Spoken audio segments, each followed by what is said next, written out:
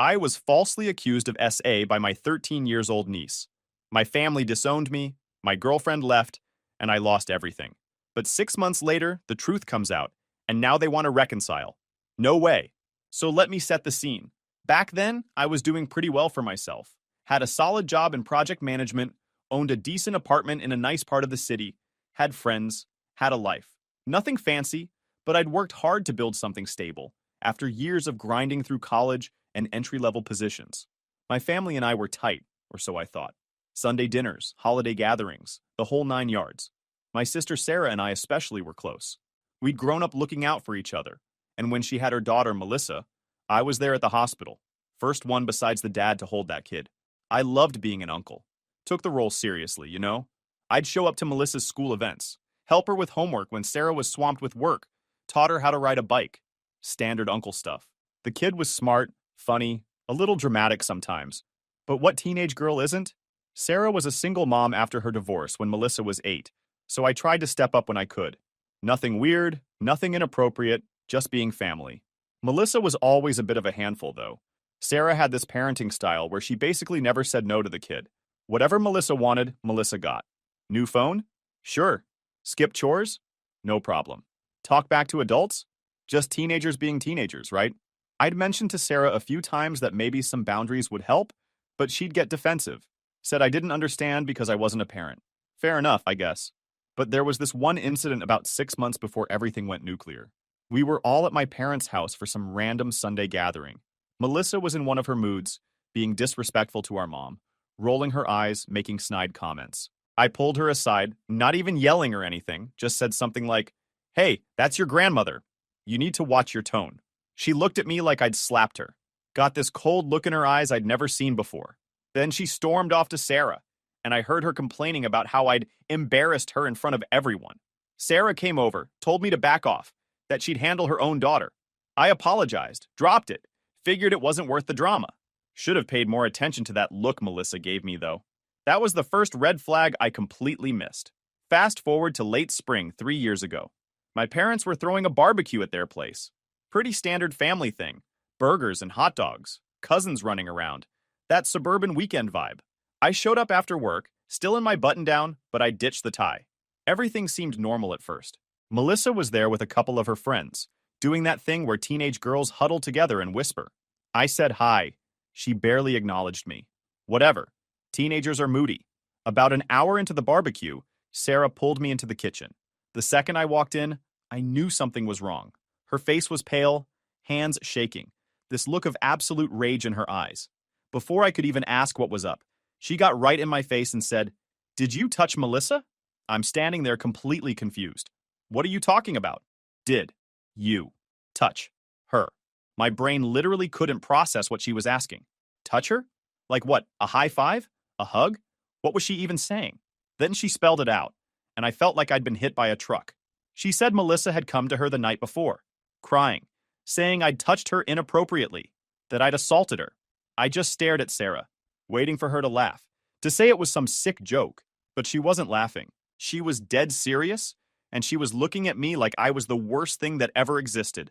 Sarah, that never happened. I would never... She didn't let me finish. She slapped me, hard, right across the face. Then she started screaming at me to get out, that she was calling the police, that I was disgusting, that she never wanted to see me again. My parents came running in, other family members crowding the doorway. Everyone staring at me like I'm some kind of predator. I tried to explain, tried to tell them this was insane, that I'd never done anything wrong, but nobody wanted to hear it. Sarah was already on the phone with the cops, and my mom was crying, and my dad looked like he wanted to hit me too. The only thing I could think to do was leave before things got worse. I left that barbecue in a daze, drove home on autopilot, sat in my apartment, and just tried to process what had happened. My niece, this kid I'd helped raise, had just accused me of something so vile I couldn't even wrap my head around it. And my sister, my own sister who'd known me my entire life, believed it without even asking for my side of the story. The police showed up at my apartment that evening. 2 detectives, all business. They asked me to come to the station to answer some questions. I went voluntarily because I had nothing to hide. Told them exactly what I'd been doing the night Melissa claimed this happened. Turns out I had a pretty solid alibi. I'd been at a work dinner with my entire team that night, from 6 in the evening until almost midnight. 15 witnesses, restaurant receipts, everything documented. The detectives seemed skeptical of the accusation from the start, but they had to investigate. They interviewed Melissa multiple times. Her story kept changing. First, she said it happened at my apartment. Then she said it was at my parents' house. Then she couldn't remember exactly when. The timeline she gave didn't match anything. One detective told me later, off the record, that they see false accusations sometimes, but they still have to investigate thoroughly.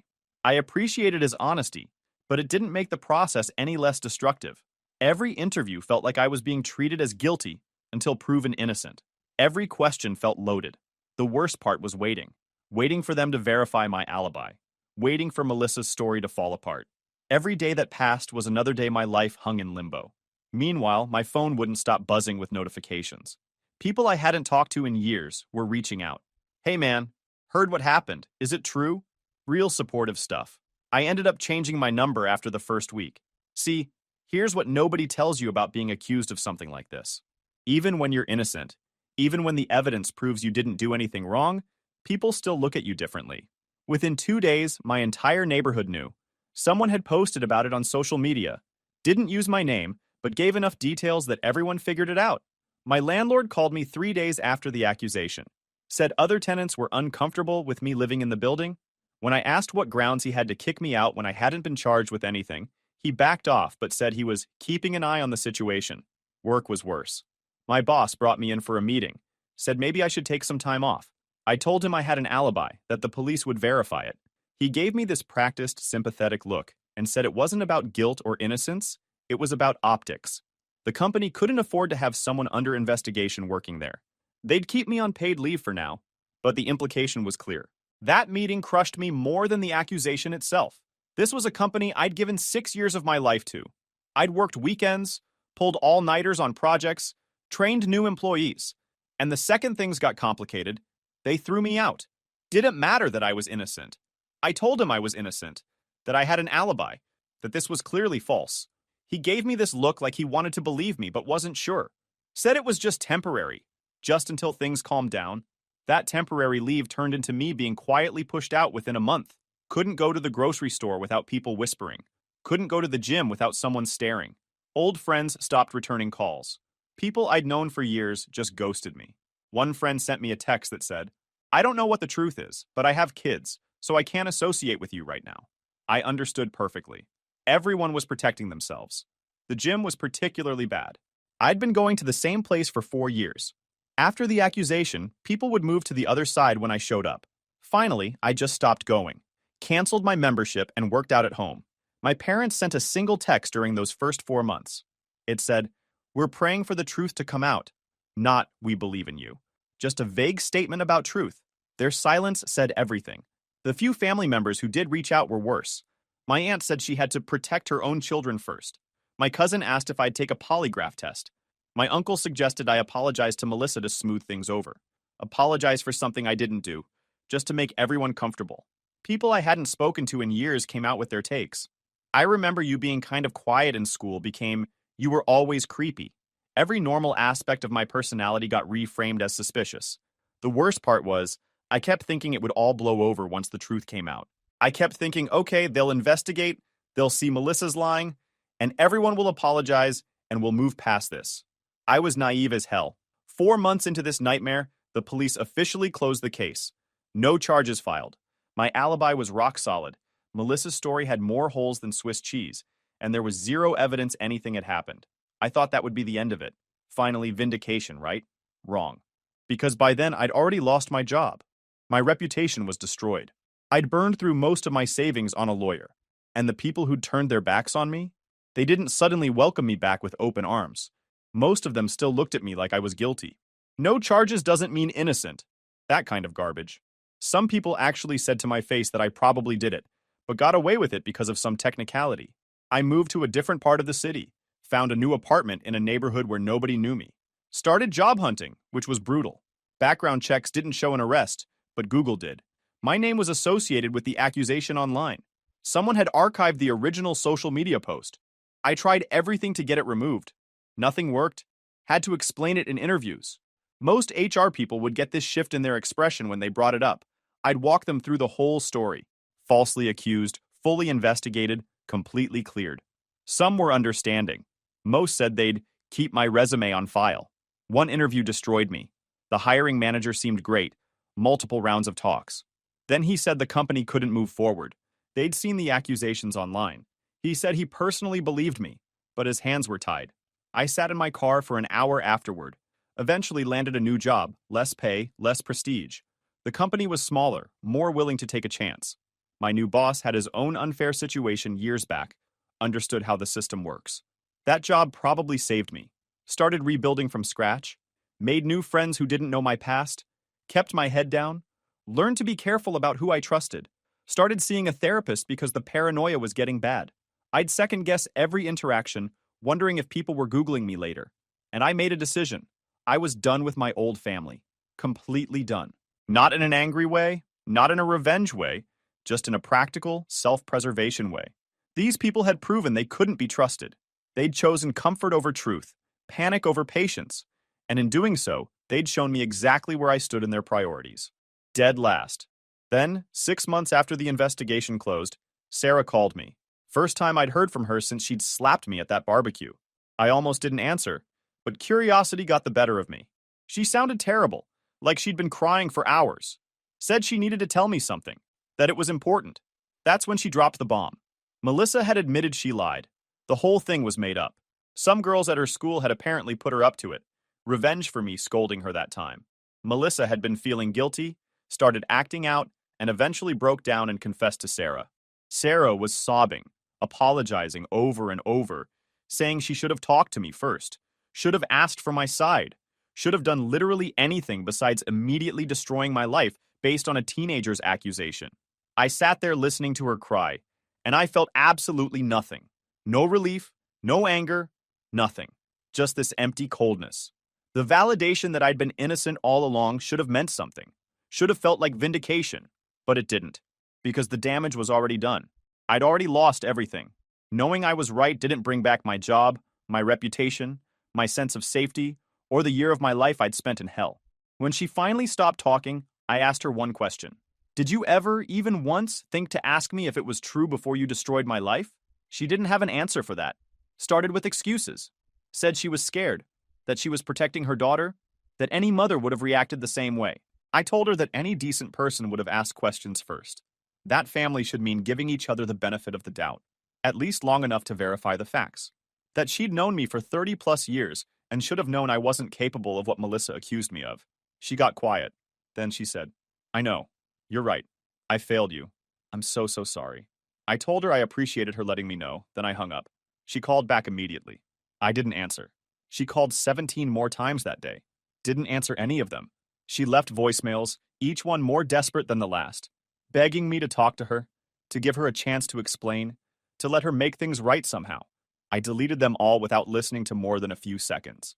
The thing was, her apology didn't change anything. It didn't undo what happened. It didn't erase the months of being treated like a criminal, the job loss, the social isolation, the paranoia, the depression, none of it. All it did was confirm what I already knew. I was innocent. But being innocent never protected me from losing everything. Over the next few weeks, my entire family came out of the woodwork. Everyone suddenly wanted to talk, apologize, make things right. My mom sent me a care package with cookies. Like cookies could fix this. I gave them to my neighbor. My dad showed up at my apartment unannounced. I looked through the peephole, saw him standing there, almost opened the door. Then I remembered that barbecue, the disgust on his face.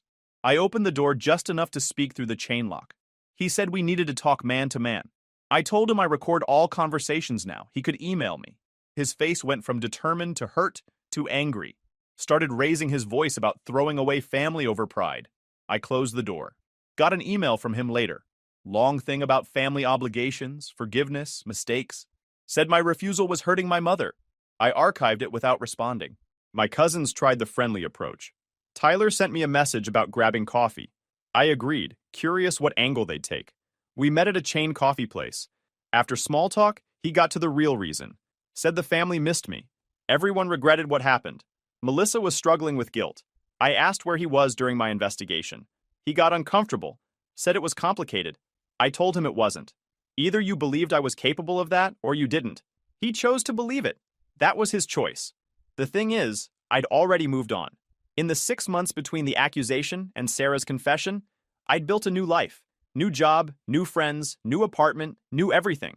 I'd gone to therapy, worked through the anger and betrayal, and accepted that my old life was gone. I wasn't the same person anymore. The naive guy who showed up to family barbecues and trusted everyone, he died the day Sarah slapped me. This new version of me? I was careful, guarded. I documented everything, kept records of all my interactions, maintained boundaries like they were military checkpoints, and I absolutely refused to let anyone back in who'd thrown me away so easily. Sarah kept trying. Calls, texts, emails, showing up at my apartment building. I never engaged beyond telling her to stop contacting me. She'd apologize, say Melissa was just a kid, that she was manipulated, that everyone makes mistakes. I'd remind her that her mistake cost me my job, my reputation, my savings, and a year of my life. Then I'd walk away. My parents tried the mediation route, set up this whole family meeting without asking me, then called to tell me when and where to show up. I laughed and hung up. They got upset, said I was being stubborn, that family forgives. I sent them an email explaining that I didn't consider them family anymore, and they should stop acting like they had any claim to my time or energy. Some relatives thought I was being too harsh, said I should forgive Melissa because she was young. Let me break down why that logic is absolute garbage. Melissa was 13 when she lied, old enough to understand consequences. She wasn't 6 years old making up a story about a monster under the bed. She deliberately, with premeditation, accused me of something she knew could put me in prison. She watched as I lost everything and said nothing for 6 months. And Sarah? She chose to believe a story with zero evidence over her own brother. Didn't ask questions, didn't wait for facts, just immediately went nuclear. That tells me exactly what she thought of me, exactly how little I mattered compared to her automatic assumptions. People love to say that family should forgive, that you only get one family, all that sentimental stuff. But here's the truth. Family is supposed to have your back. Family is supposed to give you the benefit of the doubt. Family is supposed to know you well enough to say, wait, that doesn't sound like something he'd do. Let's figure out what actually happened. My family did none of that. 2 years went by. I'd moved on with my life, doing better than before. Got promoted at my new job. Started dating someone at a work conference. She was smart, funny, had her life together. We took things slow, made solid friendships with people who respected boundaries. My apartment started feeling like home. Bought furniture I liked, had artwork on the walls, plants I kept alive. Small things that represented stability. Then, Melissa's 16th birthday rolled around. Sarah called from a number I didn't have blocked. Caught me off guard. She launched into a prepared speech. Melissa wanted to see me, had written a letter, just wanted to apologize in person. Sarah begged me to consider it. These 3 years had been hard on Melissa too. She'd lost friends, been bullied. Said Melissa had nightmares, was in therapy twice a week, had tried to hurt herself once from guilt. Sarah was trying to make me feel responsible for Melissa's mental health. Same manipulation, different angle. I listened for 10 minutes straight. Sarah cycled through every argument. Melissa was just a kid. She'd been manipulated. She'd learned her lesson. Everyone wanted to heal. Why was I being so stubborn? When she stopped, I said one word. No. Sarah tried to argue. Said Melissa was suffering, that she had nightmares, that she was in therapy, that she'd changed. I told Sarah that none of that was my problem. Melissa made her choices, and she could live with them. I'd made mine too. She was just a kid, Sarah said. She was old enough to know better, I replied. And you were definitely old enough to know better. You made your choice 3 years ago. I'm making mine now. Sarah started crying, saying I was being cruel, that Melissa just wanted closure. I told her that I got my closure when I blocked everyone's numbers and moved on with my life. What Melissa wanted was forgiveness so she could feel better about herself. That wasn't my responsibility. Don't call me again, I said, and hung up. She sent the letter anyway, mailed it to my apartment. I don't know how she got my address, whether she hired someone to find it or stalked me somehow. That violation bothered me more than the letter itself. The letter was exactly what you'd expect. Lots of, I'm sorry. Lots of, I was young and stupid. Lots of, I miss you. Melissa talked about how hard these years had been for her, how she'd lost friends, how kids at school called her a liar and worse, how she wished she could take it all back. She wrote about specific memories, learning to ride a bike, me teaching her, birthday parties where I'd shown up with gifts, times I'd helped her with homework. She was trying to remind me of who we used to be to each other, trying to trigger some emotional response that would make me want to reconnect. Standard manipulation tactic, and I recognized it because my therapist had prepared me for exactly this kind of thing. The letter was well written, I'll give her that. Probably went through multiple drafts, maybe even had help from her therapist or Sarah. It hit all the right notes, acknowledged what she did, took responsibility, expressed genuine sounding remorse, outlined how she'd changed, asked for nothing except a chance to apologize in person. If I didn't know better, if I hadn't lived through what her lie did to me, it might have been moving. But I did know better, and I recognized the letter for what it was. Not really an apology for my benefit, but a step in Melissa's healing process. Her therapist probably suggested it. Write a letter to the person you wronged, express your feelings, take accountability. Good therapeutic technique? Sure. But the purpose was to help Melissa feel better, not to actually make amends to me. I read it once, then put it through the shredder. Not out of anger or spite, just pure practicality. That chapter of my life was closed. Some people online have told me I should have at least responded, that I should give her a chance, that holding on to anger is toxic. But here's what those people don't understand. I'm not holding on to anger. I'm not consumed by resentment. I'm not plotting revenge or enjoying their suffering. I'm just indifferent. The opposite of love isn't hate, it's apathy. And I'm completely apathetic about my former family. They're strangers now, people I used to know, like old classmates you run into at the store and exchange pleasantries with before moving on with your day. Except I don't even want the pleasantries. An apology doesn't erase what happened. It doesn't give me back the job I lost, the friends who abandoned me, the year I spent as a social pariah.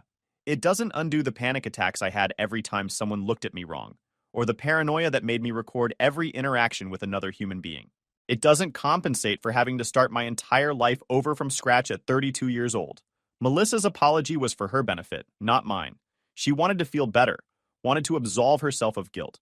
That's human nature, I get it. But I didn't owe her that comfort. I didn't owe her anything.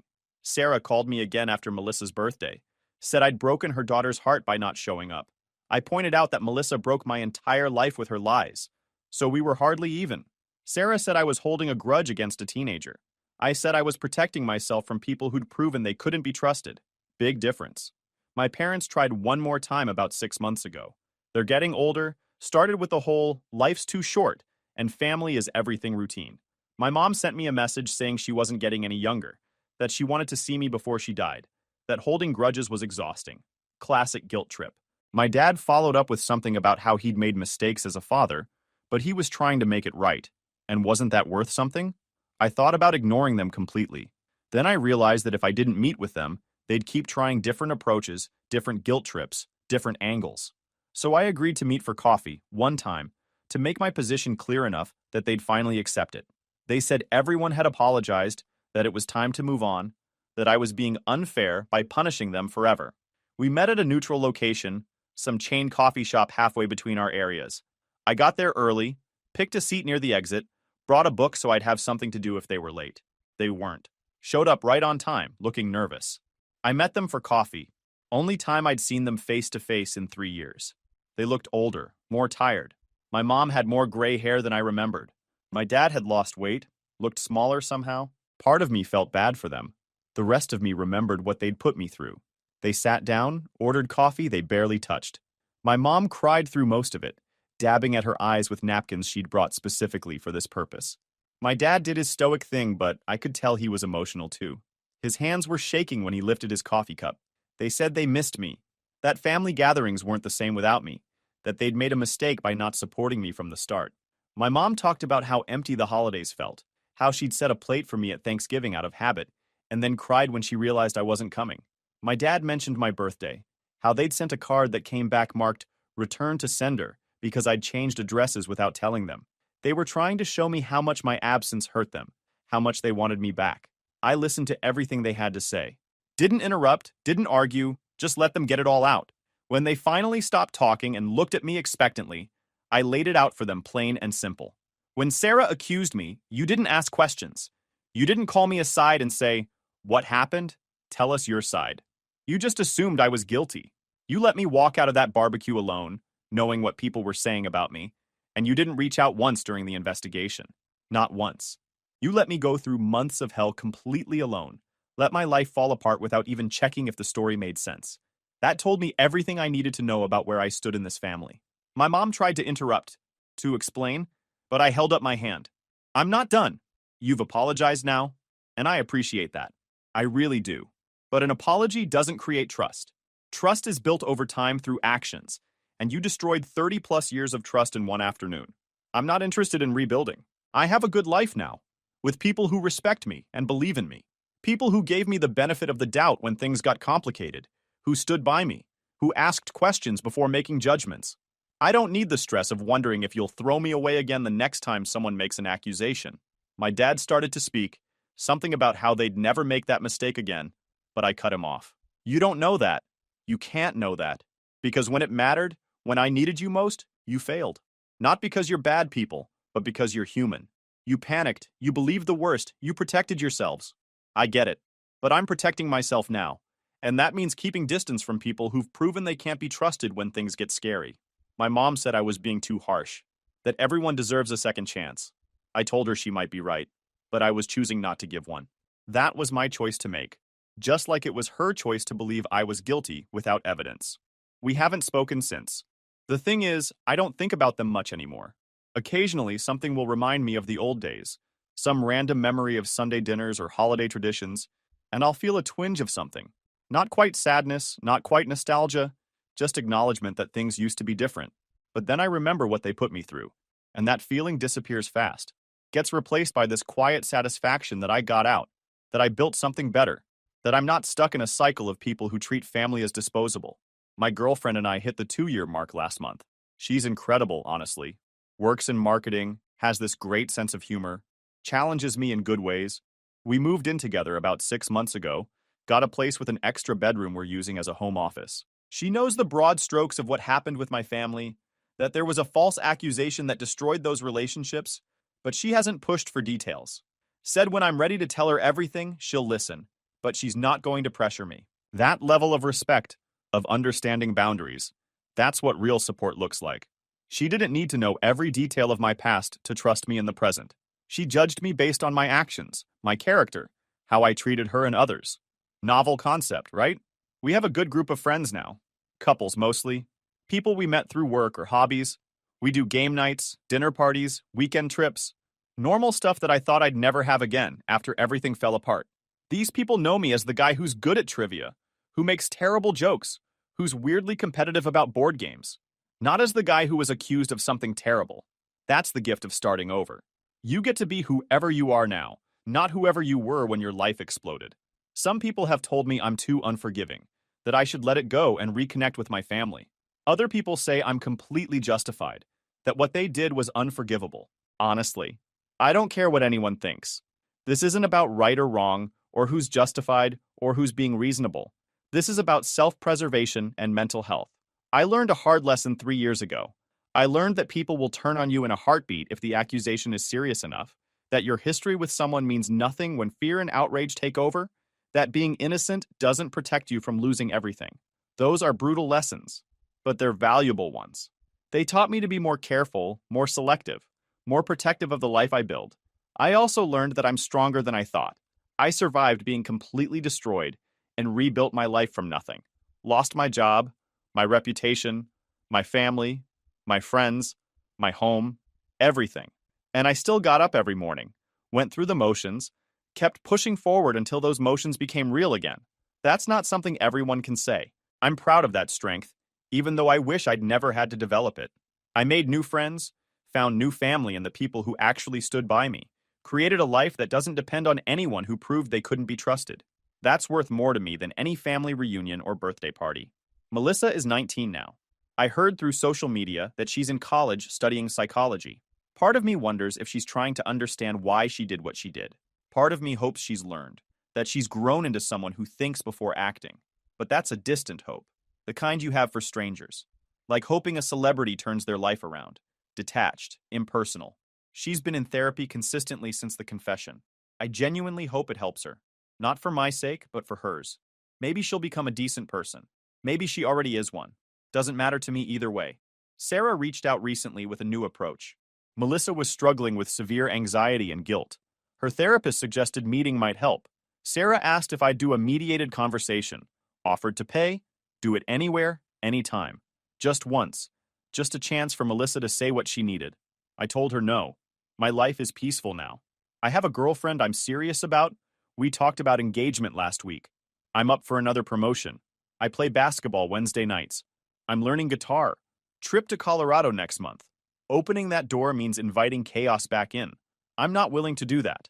Every interaction with my former family has been draining, full of guilt trips and manipulation. I don't owe them anything. The last message I sent to Sarah was pretty clear. I told her I understood that Melissa was struggling, that I genuinely hoped she found peace and healing. But I also told her that my healing required distance from everyone involved, that I'd worked hard to build a life that didn't include them, and I wasn't going to compromise my mental health for theirs.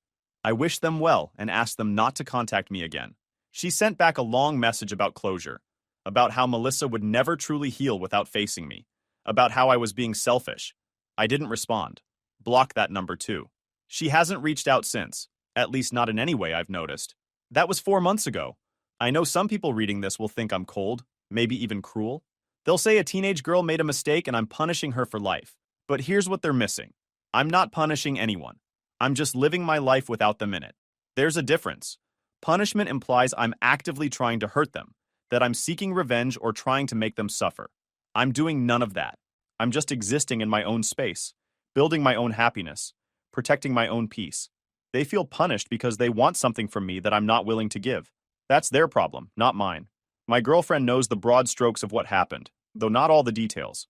She asked me once if I ever missed my old family. I told her honestly that I missed the idea of them, the version that existed before I found out how little faith they had in me. But I don't miss the reality of who they actually were when it mattered. The people who stood by me when things got tough, those are the ones who matter now. She understood that completely. She comes from a complicated family situation herself, dealt with her own share of betrayal and disappointment growing up, so she gets that sometimes the healthiest thing you can do is walk away. No guilt, no second guessing, just recognizing when a relationship is toxic and choosing yourself instead. We're talking about moving in together, maybe getting engaged next year, building something new, something that doesn't have the weight of betrayal hanging over it, something based on trust that's earned, not assumed. I saw my mom in public once, about a year ago. We were in the same grocery store, completely by chance. She saw me first, started walking toward me with this hopeful look on her face, like maybe enough time had passed that I'd be ready to talk. I turned and walked the other way without hesitation. Heard her call my name, but didn't turn around, didn't slow down, just kept walking until I was in a different aisle. It wasn't dramatic or emotional. I just didn't want to have that conversation in the middle of the produce section, didn't want to get into it surrounded by strangers buying vegetables. Got a text from her later that day. She said it hurt to see me walk away like that she just wanted to talk for a few minutes. I texted back that I understood, but I'd made my position clear and nothing had changed. She said she'd keep hoping I'd change my mind someday. I told her she was welcome to hope, but not to expect anything. That was the last direct contact we had.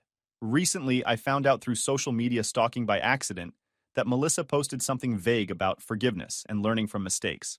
Didn't mention me by name, but it was pretty obvious what she was talking about. Comments were full of people supporting her, saying everyone deserves forgiveness, that holding grudges is toxic. I didn't respond or react to the post. Didn't even care enough to feel annoyed. That's someone else's drama now. Someone else's story. I'm just living my life. My life now is pretty simple and straightforward, honestly. Work, gym, spending time with my girlfriend and our friend group, working on my hobbies. I picked up woodworking last year, built a bookshelf that actually turned out decent. Thinking about getting a dog.